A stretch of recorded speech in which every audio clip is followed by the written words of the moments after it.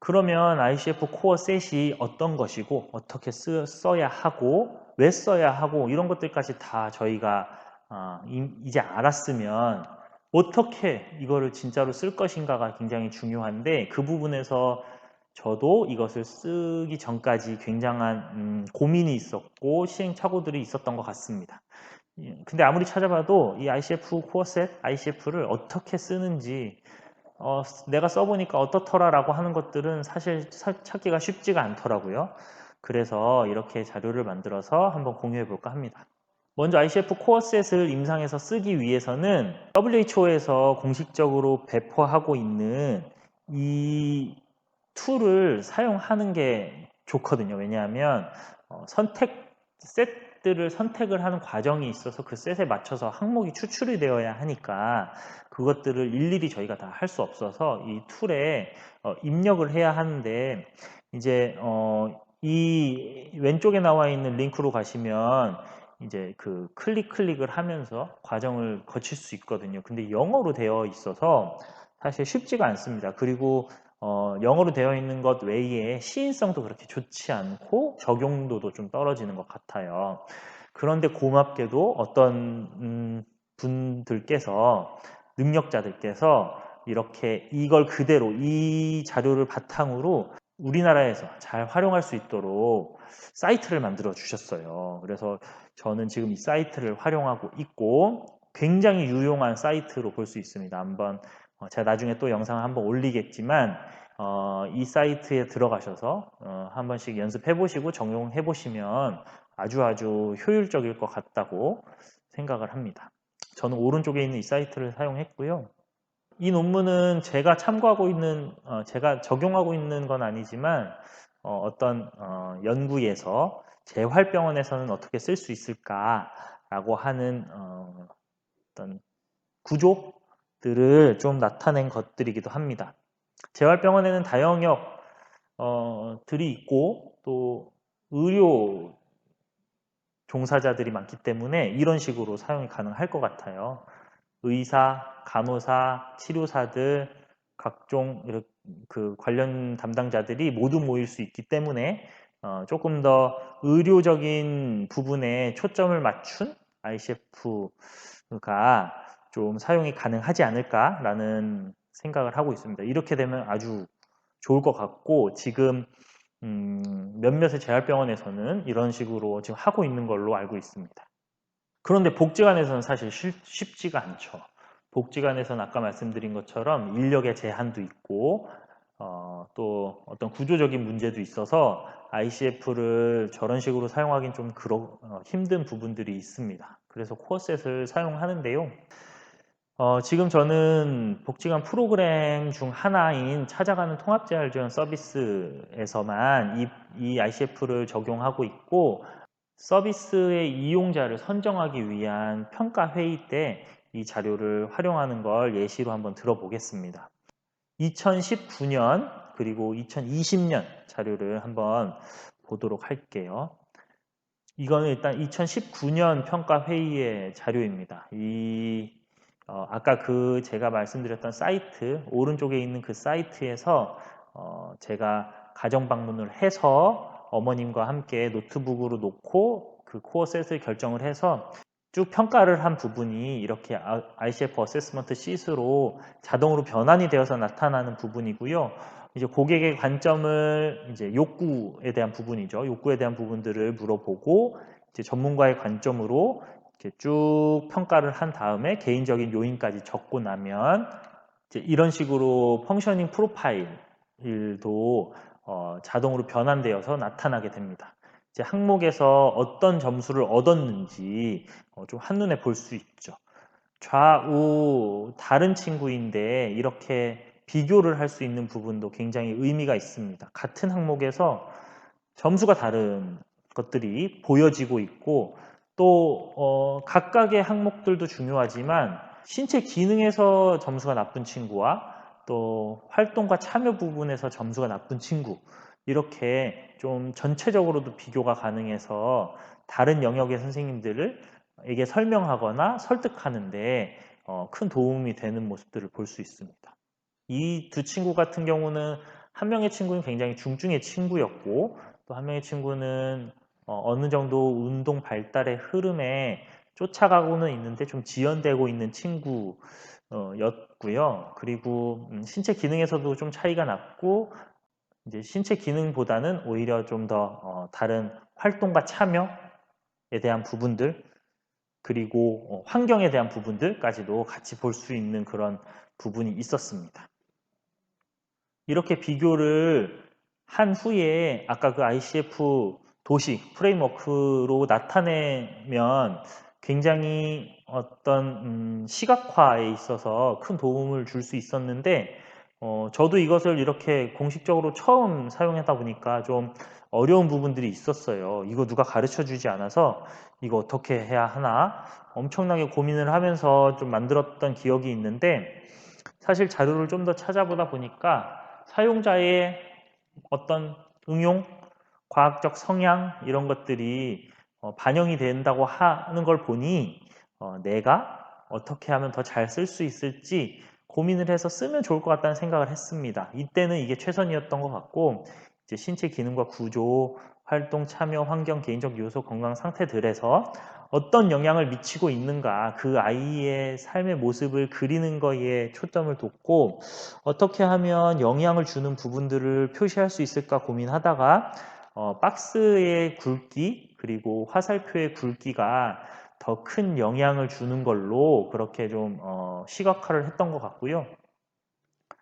근데 부족한 부분들이 처음에는 좀 많았죠. 그래서 이제 그 다음 회기 차이에서 다시 한번 아동을 선정하기 위한 평가회를 진행을 할 때 3명의 아동에게 평가를 진행을 했고 이렇게 평가 방법은 ICF 코어 셋 중에 제네릭 셋과 아동 청소년 뇌성마비 요약 셋을 동일하게 썼고 이러한 평가 방법들을 적용했습니다.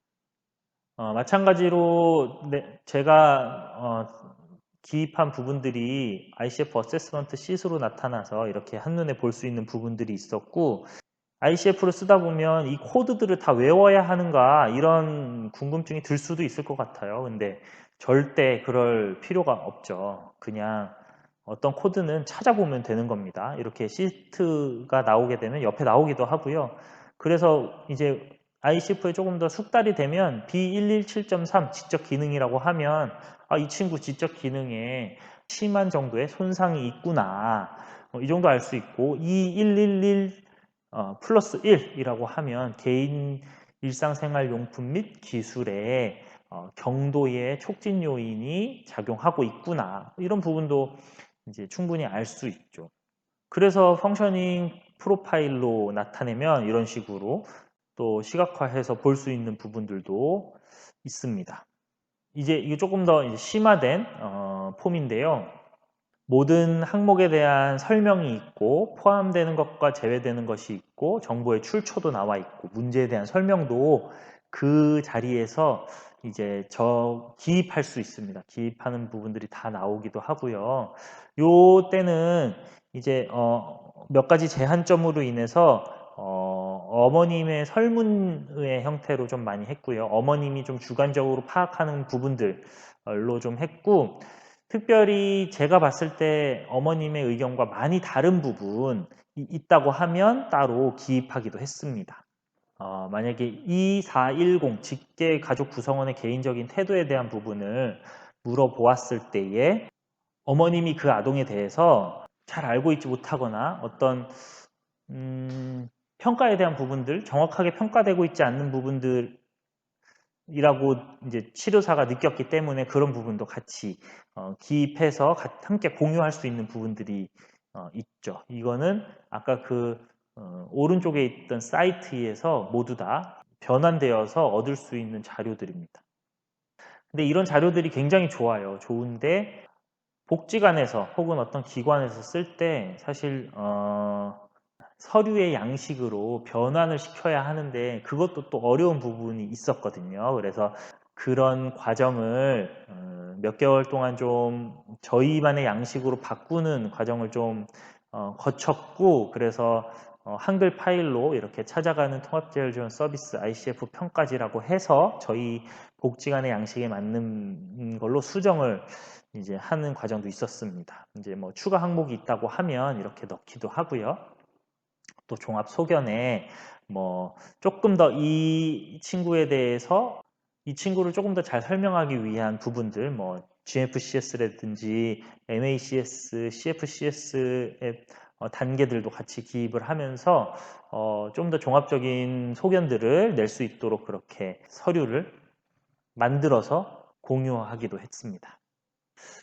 그래서 이제 몇 번 해보다 보니까 그 ICF를 기반하여 도식화하는 게 조금 더 수월해졌다고 생각이 되는데, 그래서 조금 더 항목을 기반으로, 평가한 항목을 기반으로 조금 더 심화된 부분들을 적을 수 있었고, 그리고 3명의 아동들을 평가를 했을 때에 각각의 다른 부분들을 좀 더 명확하게 시각적으로 표현할 수 있었던 것 같습니다. 이 친구 같은 경우는 신체 기능과 구조에 주로 문제로 보이는 부분들이 많이 있었고, 그것들이 활동에 영향을 많이 미치고 있는 부분들 볼 수 있었습니다. 당연히 건강 상태, 강직을 동반한 무정형 양측성 내성마비 아동이었기 때문에 신체 기능과 구조에 큰 영향을 미치고 있었고요. 그런데 신체 기능과 구조와 활동 그 부분이 환경과도 긴밀한 영향을 미치고 있어서 여기에서 순환의 고리가 계속 이어지고 있는 부분들을 볼 수 있었습니다. 그러니까 우리가 이 도식으로 봤을 때 치료사의 입장에서 어느 정도 지원하거나 해결해 줄 수 있는 부분들은 신체 기능과 구조에 대한 부분들이라고 볼 수 있고요. 또 다른 영역에서는 활동, 또 환경을 좀 더 개선시켜 준다든지 인식을 좀 더 바꿔준다든지 이런 부분들도 충분히 우리가 종합적으로 고려할 수 있다는 거죠. 3명의 친구를 이렇게 도식으로 비교했을 때 다른 부분들이 분명히 보이기도 합니다. 그래서 프로그램의 목적에 맞춰서 아이의 어떤 지원을 할 것인가, 장애 당사자에게 어떤 지원을 할 것인가가 좀 더 명확할 수 있죠. 저희 같은 경우는 여기에서 어쨌든 통합적인 재활 지원, 재활 영역에서의 지원을 하기 위한 프로그램이었기 때문에 개인적인 요소들이 이렇게 중요했던 다른 친구들보다 신체 기능 구조, 활동, 환경 이런 부분에서 좀 더 저희가 지원이 가능한 친구로 선정을 하고 서비스를 진행하고 있습니다. 그래서 제가 ICF 코어 셋을 써봤을 때에 어떤 장점이 있고 단점이 있고 또 어떻게 발전시키면 좋을까를 한번 생각을 해봤는데요. 일단 장점으로 보면 다영역의 팀 어프로치 접근에 탁월하다고 볼 수 있어요. 정말 그렇습니다. 특히 공통 언어로서의 ICF는 언어가 달라서 서로의 업무 이해도가 낮은 복지 영역, 제가 근무하는 장애인 복지관 같은 데서 장애 당사자의 삶의 모습을 그려내고 서로 소통하는데 큰 장점이 있습니다. 이게 같은 의료 영역이라고 해도 사용하는 언어가 달라서 소통이 안 될 때가 많거든요. 근데 영역이 다르면 만약에 치료사와 사회복지사 혹은 뭐 직업재활사 뭐 혹은 다른 영역이라고 했을 때에 이것을 이해하는 정도도 다르고 쓰는 용어도 다르고 하다 보면 이제 그 간극을 좁히지 못하고 소통에 실패하는 경우가 아주 많습니다. 그럴 때 어느 정도 이 정의가 명확하고 항목이 정해져 있는 ICF를 썼으면 더 그 소통하는 데 큰 도움이 되기도 하더라고요. 그리고 ICF 프레임워크로 한눈에 도식화할 수 있는 부분, 아까 보여드린 그 부분에서 시각적으로 그 장애 당사자 혹은 그 가족의 삶에 대한 직관적인 파악이 가능하다. 그래서 어느 부분에 강점이 있고 어느 부분에 약점이 있는지 장애의 모습을 그려내는데 굉장히 유용하다.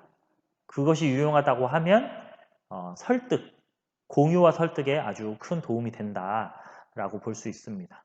또 평가 시 평가자의 영역 외 항목, 특히 환경적인 영향에 대해 파악할 수 있어서 적절한 서비스로의 연계가 가능한 부분도 장점으로 볼 수 있는데, 예를 들면 이제 치료 서비스를 하다 보면 어쨌든 목적은 치료 서비스로 그 분들의 기능을 좋게 하는 거기 때문에 그 부분만 볼 가능성이 높다는 거죠. 신체 구조와 기능에 대한 부분들, 조금 더 나아가면 활동과 참여에 대한 부분들까지 이제 볼 수 있는데 ICF를 활용을 하면 환경적인 영향을 함께 파악을 할 수 있기 때문에 조금 더 본질적인 문제를 바라볼 수 있다. 의외로 장애 당사자, 장애 아동이나 가족, 장애 당사자들은 신체 기능이나 구조적인 문제보다는 환경적인 문제로 삶이 어려운 경우가 훨씬 더 많다라는 것들을 볼 수 있습니다.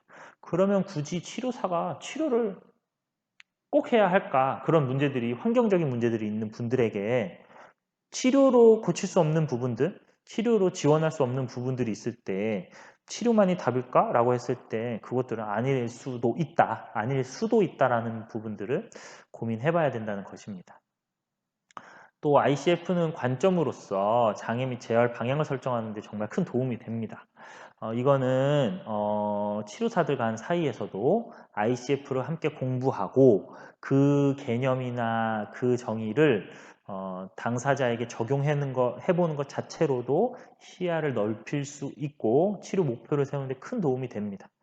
또한 의료적 모델과 사회적 모델에 대한 논의를 할 수밖에 없어요. 이 모델을 적용하다 보면 그럴 때에 이 부분의 의료적 모델과 사회적 모델의 통합에 대해서 고민해 보는 것 자체가 굉장히 큰 도움이 되고, 어쨌든 공통의 목표를 가지고 서비스를 제공하는 게 가장 중요하기 때문에 그 부분에 도움이 되겠죠. 또 ICF 코र्스의 항목들을 이제 질문하게 되잖아요. 당사자들한테 질문하게 되는데 그것만으로도 당사자나 보호자가 본인들의 삶의 모습을 한번 생각해 보는데, 그려보는데 큰 도움이 된다는 것입니다.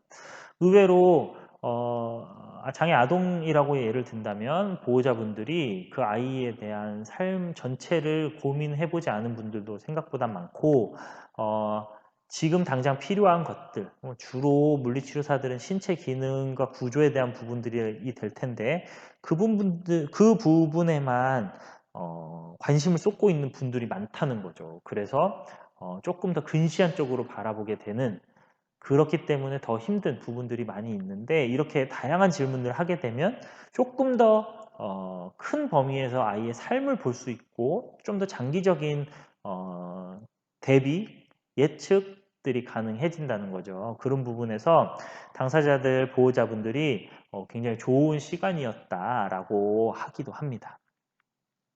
그런데 이 ICF는 단점도 명확한 것 같아요. 단점은 일단 첫 번째로는 어려움입니다. 쓰기가 어려운 건 명확해요. 쓰기가 어렵고 익숙해질 때까지 시간, 노력 등이 필요합니다. 특히 개념을 이해하는 것도 사실 쉽지 않은 것 같은데, 개념을 이해한다고 해도 코드가 나오기 시작하면 이제 코드에서부터 막히기 시작하고, 뭐 또 ICF 코스에서 쓰려고 하면 여러 가지 이해해야 되는 부분들이 있어서 사실 쉽지가 않은 거는 맞는 것 같고요.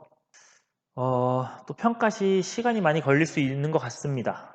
좀 익숙하지 않으면 당사자에 따라서 한 세트로 평가를 할 때 뭐 1시간 정도까지도 소요되기도 하더라고요. 왜냐하면 이제 해본 적이 없는 질문, 또 받아본 적이 없는 질문이기 때문에 그것을 설명하는 데도 시간이 많이 걸리고, 이게 3인지 4인지 뭔지 이제 모르게 되는 경우도 좀 많이 있는 것 같아요. 그래서 이런 부분들을 좀 익숙한 정도로 끌어올리기 위한 시간도 좀 필요하고요. 또 행정적인 문제, 복지관 특성상 어떤 기관의 행정 양식이 있는데 그걸로 맞추는데 좀 많은 노력이 좀 필요하고, 권한에 대한 문제도 있습니다. 권한이 없는 경우도 많이 있으니까 내가 아무리 쓰고 싶어도 기관에서 안 된다면 못 쓰는 게 되는 거니까요. 이제 그런 부분도 좀 어려운 부분인 것 같고요.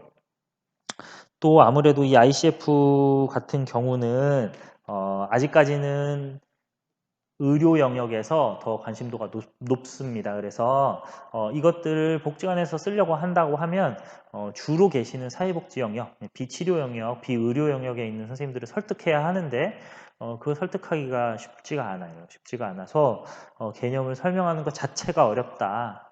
설명을 해도 받아들이기 어렵다라는 부분도 분명한 단점이기도 합니다. 이제 마지막 단점이 제가 이제 가장 크게 어려웠던 부분인데요.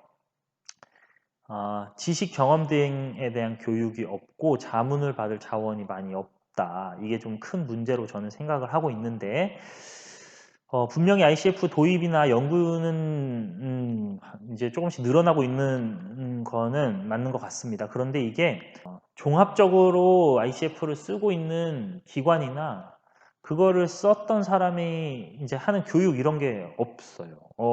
없어서 이제 고민에 빠졌을 때 어떤 제한에 부딪혔을 때에 어디에 이제 자문을 구할 데가 없는 겁니다. 그래서 이게 굉장히 이제 시행착오를 겪어내야 되니까 좀 어려운 부분이기도 하고요. 그래서 이런 자료를 만드는 이유도 저도 모르는데 다른 모르는 사람이 저를 보고 이 자료를 보고 조금이라도 속도를 빨리 할 수 있다면 의미가 있을 수도 있겠다라고 해서 이렇게 만들고 있는 겁니다. 특히 사회복지기관에서는 선제적 실천이 거의 없는 걸로 알고 있고 있어도 그 폐쇄성으로 인해서 자문을 받기가 굉장히 어렵죠. 어디서 뭘 쓰고 있는지 자체를 모르니까 이제 어려운 부분이 있습니다. 분명히 어려운 부분이 있고요. 그러면 이 ICF의 장단점이 이렇게 있는데 이걸 어떻게 발전시킬 것이냐라고 이제 고민을 해봤을 때 크게 세 가지로 좀 발전 방향을 생각할 수 있을 것 같습니다. 첫 번째는 관점으로서의 ICF인데요. 그러니까 이 장애 당사자와 가족이 에게 건강한 삶이란 무엇인가 에 대한 질문을 지속적으로 던짐으로써 장애에 대한 개념을 동료들 간에 맞춰 나갈 수 있도록 지속적인 ICF 공부 연구가 필요한 것 같습니다. 뭐 누구나 다 연구를 할 수는 없어요. 논문을 쓰고 할 수는 없으니까 이제 공부를 하고 도입을 해보고 또 시행착오를 겪고 이런 것들을 좀 하면 좋을 것 같고 가능하다면 ICF로 같이 공부하는 스터디를 만들고 또 연구회를 만들고 어떤 토론을 하고 하는 것들을 뭐 기관이나 혹은 뭐 알고 있는 관계 안에서 할 수 있으면 좋을 것 같습니다. 저희도 기관 안에 당사자 중심 지원 체계를 위한 ICF 연구회 같은 것들을 만들어서 기관 안에서 ICF를 도입하자고 하는 설득 과정을 계속 이제 하고 있는 중이고요. 또 하나는 도구로서의 ICF인데요. 이제 쉽고 효율적인 평가 도구임은 분명합니다. 쉽다는 게 익숙해지게 되면 쉽다는 얘기인데 그건 분명하기 때문에 이걸로 활용할 수 있도록 지속적인 ICF 도입 및 실천이 필요하다는 얘기입니다. 해봐야지 도입할 수 있는 거거든요. 해봐야 제안도 할 수 있고 해봐야 장점을 알 수 있기 때문에 한번 써봐야 되는 겁니다. 그래서 ICF 도입을 위한 활용 실습 노하우를 전달해보고 또 슈퍼비전 체계 같은 것도 도입하면 좋을 것 같네요. 어떤 네트워크 체계가 만들어지면 좋지 않을까 이런 생각을 하고 있고요. 또 ICF e-러닝 툴이라고 하는 이제 WHO에서 만든 공식적인 교육 프로그램인데 이제 이런 부분들도 활용할 수 있으면 좋을 것 같아요. 이 부분을 활용하기 위해서 정부에서도 연구를 하고 있고 아마 이것들을 교육할 수 있는 전문가들을 또 만들어내는 교육이 조만간에 있지 않을까 이렇게 예측이 되기도 합니다. 그것을 통해서 이제 누구나 다 ICF에 대해서 알 수 있고 또 사용할 수 있고 하는 준비가 될 수 있으면 좋겠죠. 또 세 번째로는 공통 언어로서의 ICF인데요. 객관화된 항목을 통해서 영역 간 원활한 소통이 가능할 수 있는 게 ICF이기 때문에 그것들이 가능할 수 있도록 ICF 기반의 장애인 지원 체계 수립을 위한 구조적인 개선 노력이 꼭 필요하다고 볼 수 있습니다. 이거는 뭐 개인이 할 수 있는 건 아니고 기관이나 혹은 지역 차원에서 이런 노력이 있으면은 훨씬 더 장애 당사자 혹은 가족의 삶의 질이 높아질 수 있을 거라고 확신하고 있습니다. 그래서 지역 내에서 이렇게 소통이 가능하도록 기관 차원에서 대응하면 참 좋겠다 이렇게 생각을 하고 있습니다.